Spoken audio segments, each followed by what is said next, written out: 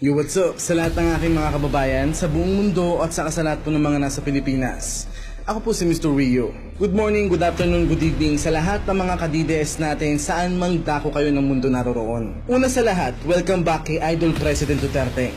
Sobrang namiss ka po namin. And I'm sure, marami nag-alala sa amin dahil halos isang linggo ka pong hindi nagpakita sa amin. Pero panatag pa rin po ang loob ko dahil alam kong yakap ka palagi ng mga panalangin namin. So paalala po sa lahat ng mga ka-DDS natin, ipanalangin po natin palagi ang presidente natin dahil siya lang ho ang pag-asa natin para matupad ang tunay na pagbabagong pinapangarap natin. At syempre, belated Happy Father's Day sa iyo, Mr. President, at sa lahat ng mga father na ka-DDS natin sa buong mundo. Sabi ni Master Macdoom, nag-hire daw ng mga hackers ang mga kultong dilaw para daw isabotahe ang mga Duterte supporters at mga Duterte vloggers. So para ma-detect ni Master Macdoom ang mga hackers na to, i-report nyo lang daw po lahat ng mga makikita nyong anti-Duterte at mga dilawan ng mga Facebook account sa Duterte Cyber Warriors 2.0. So here is the quick instruction kung paano nyo i-report ang mga makikita nyong mga anti-Duterte o mga bayaran ng mga troll sa social media. Sampulan na natin si Madam Claudia. Step 1, click the profile of the troll account.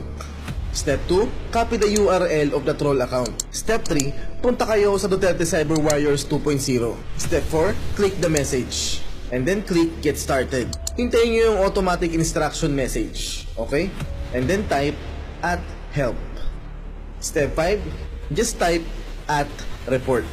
Step 6, paste the URL of the troll account.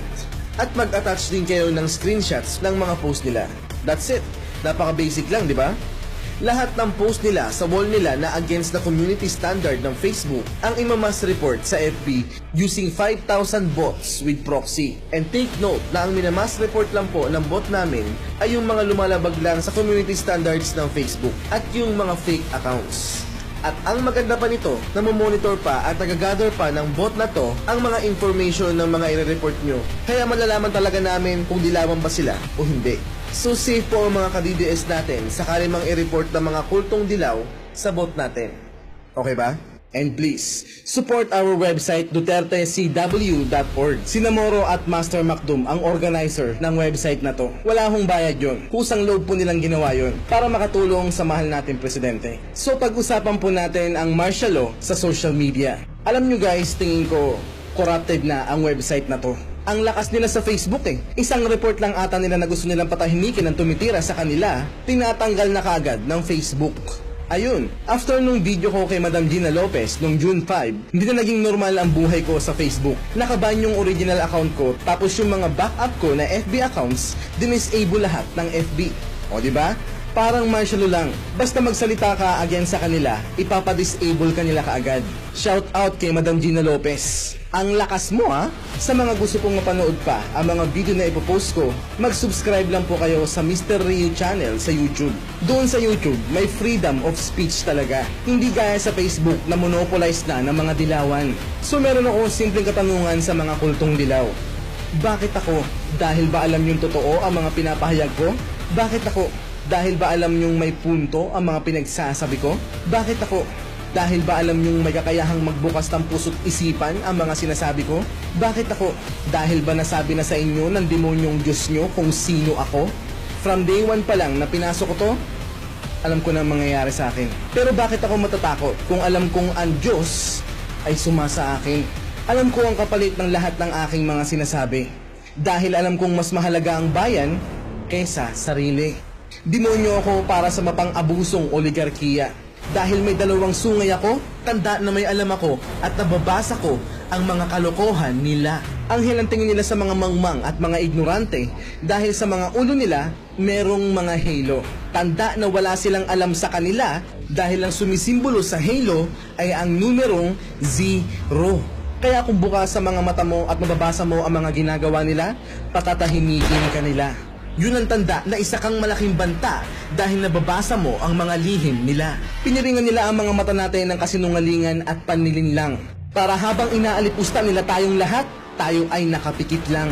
Ang sumisimbolo sa makapal na telang pinampiring nila sa mga mata natin ay ang media, gawa-gawang mga libro at gawa-gawang kasaysayan. Kaya nila ito pinantakip sa mga mata natin para madali nating paniwalaan ang kanilang kasinungalingan. Kaya kung di mo aalisin ang nakapiring sa mga mata mo habang buhay kang bulag, binubura din ng tela na to ang iyong katapangan kaya habang buhay kang duwag. Ang mga taong nakakakita at nagkakaisa ang mga mandirigma ng ating Panginoon para labanan ng demonyong nagahari sa mundo natin ngayon. Pero ngayon, para pa lang tayong okre o bakal na mineral dahil watak-watak pa tayo. Pero kung magkakaisa at magsasama-sama tayong lahat, magsisilbing espada niya tayo. Yun ang ayaw mangyari ng mga kampo ni Satanas. Kaya nga nila tayo iniimpluwensyahan ng mga katangahan at mga nakakabobong palabas para mas hubugin ang kaisipan ng mas nakararami sa kamangmangan kaysa maging makabayan, maprinsipyo, edukado, magalang, maabilidad at marangal na mamamayan. Kaya nga isang malaking banta sa kanila ang sinumang may kakayahang buksan ang mga puso't isipan natin. Dahil magkakaroon tayo ng kapangyarihang ayusin ang bansang inalipusta ng mga demonyo na to kung pagpipilitan natin.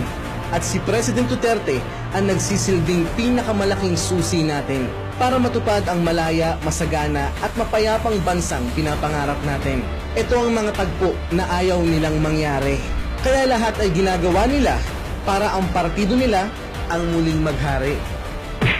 Kaya nga naiintindihan ko kung bakit kahit pati sa social media, tila ba nagdeklara sila ng martial law para panatilihin may makapal na telang nakapiring sa mga mata nyo. So ano, payag kayo?